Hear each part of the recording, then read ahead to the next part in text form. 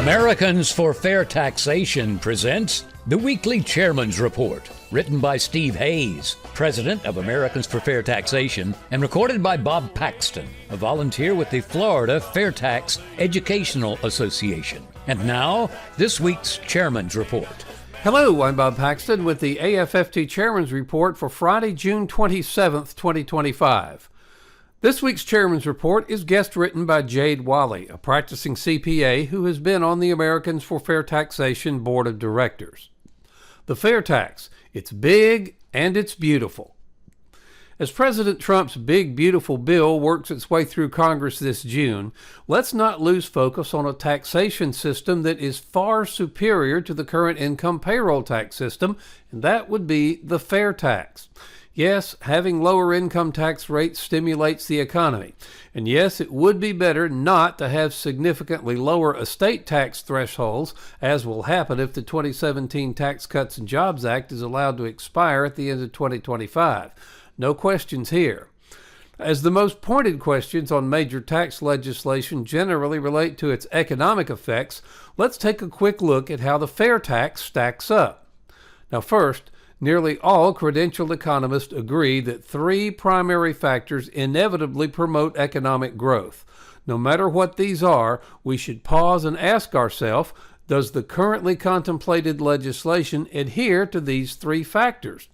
And those three factors in promoting economic growth are replacing the income tax with a consumption tax, replacing a graduated rate system with a flat marginal rate system, and lowering marginal rates and establishing a broader tax base.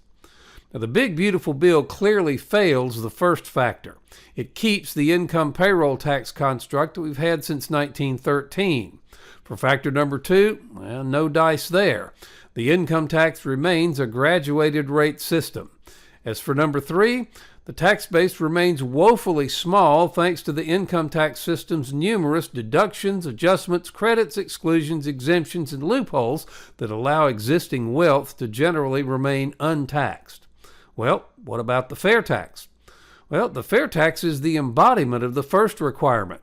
H.R. 25, the Fair Tax Act, is the only proposed and drafted consumption tax-based bill in the U.S. Congress.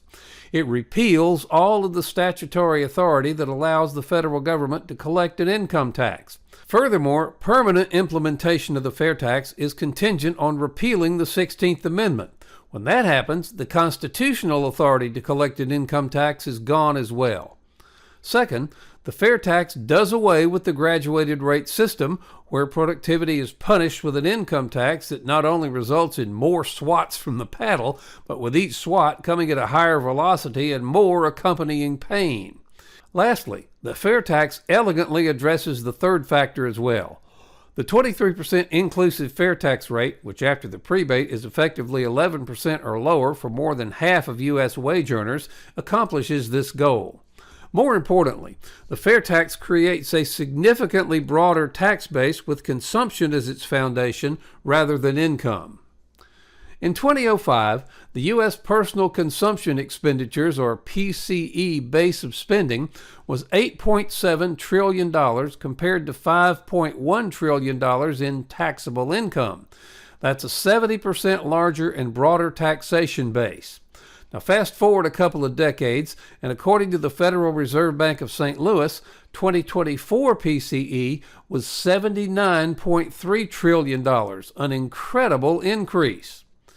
Now, the Tax Foundation noted the last full year data is available shows the 2021 adjusted gross income at $14.7 trillion. Now, that's a general approximation of taxable income, although further deductions reduce this amount even lower before income tax is calculated.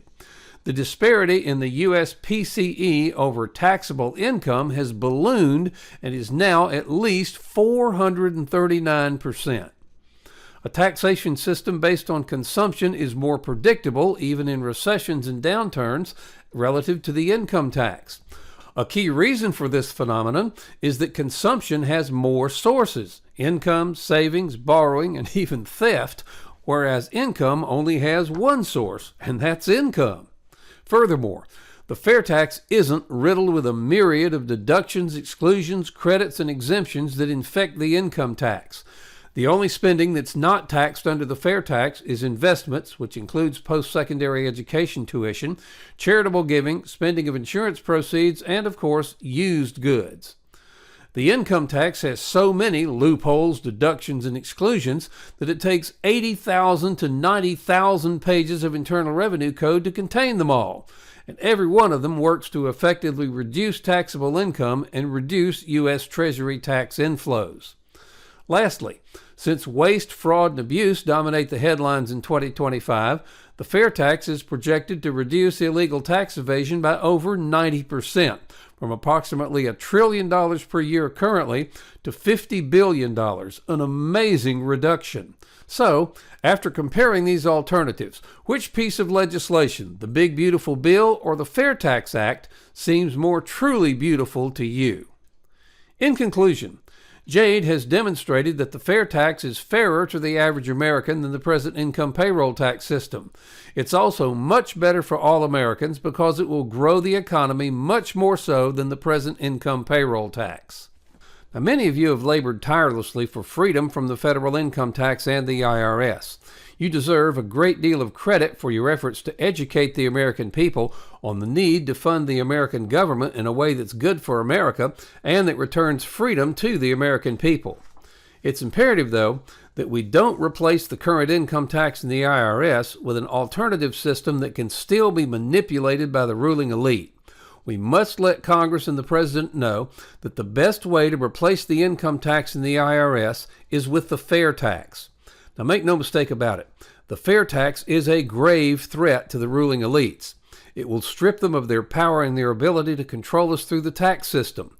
Their opposition to the fair tax will be fierce and unrelenting, and don't think for an instant they won't use half-truths, deception, and downright lies in their desperate attempt to hang on to their power. However, with the support of this president, we can finally eliminate the income tax and the IRS. Now, of course, the best course of action is not only to repeal the income tax and abolish the IRS, but to repeal the 16th Amendment as well so that no future administration can ever shackle the American people with an income tax again. We must come together and ensure that real tax reform, the fair tax, is not subverted by the elites in D.C. This will take the diligent efforts from all of us. We need your financial assistance, and we need your grassroots assistance. Now, if you have contacts that will allow us to get more information about the fair tax to President Trump, please let us know.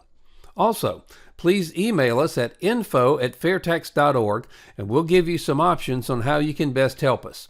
At a minimum, please call your congressional representative and ask if he or she supports the fair tax. If so, thank him or her for their support and suggest they become a co-sponsor of H.R. 25 if they're not one already. If not, ask why not. Now, if your representative claims to be unfamiliar with the fair tax, offer to have someone come to their office and explain it to them. The solution: pass the fair tax. Now, why would D.C. pass the fair tax and give up an almost unlimited source of donations? Well, they won't, at least not voluntarily. The only way they will is if the rest of us demand it. Isn't it time to end this ludicrous tax collection system and the IRS along with it?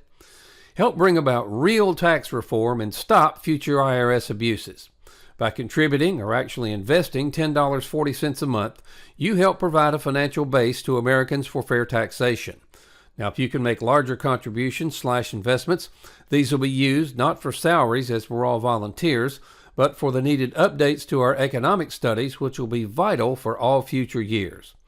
Please go to fairtax.org to invest in AFFT and help us pass the fair tax. It's an investment in your and your family's future. This has been the Weekly Chairman's Report, written by Steve Hayes, President of Americans for Fair Taxation. Check back every week for news and information about the fair tax, and learn why the fair tax should replace our antiquated federal income tax system. If you'd like to receive a copy of the Chairman's Report in your inbox every week, sign up at fairtax.org.